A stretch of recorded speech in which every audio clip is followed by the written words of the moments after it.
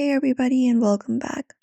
If you'd like to fix the camera application not opening up on your Android phone and you are looking out how to fix that issue, today we are going to guide you through some solutions for that. So without any delay, let's just dive right in and get started. Hold up your power button for that and look out for the restart option and tap on it and confirm it up because a simple reboot can often fix many minor software glitches, including the camera application not working.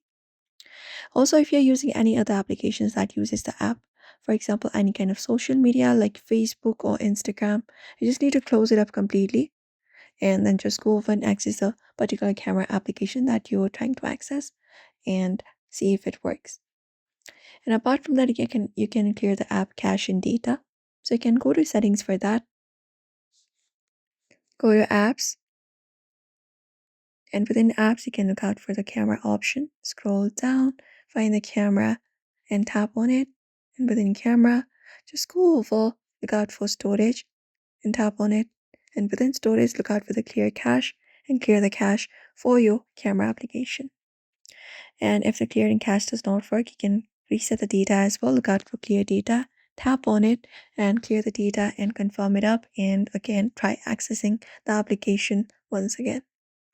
Also check the app permissions. So for your camera application, hold it up. You can just go and find the camera app, go to the info, and make sure you have the necessary permissions of allowing the camera. Go to permissions and make sure you have turned on this option for camera. This one right here, tap on allow and allow the access to your camera. And also update the camera application if available and also reset the camera settings. You can just go and do so. And also you can try using a different camera application and see if it's a software issue or hardware issue, and that should probably fix it. So we hope this video was helpful. Be sure to like this video and also subscribe for more tips and tutorials.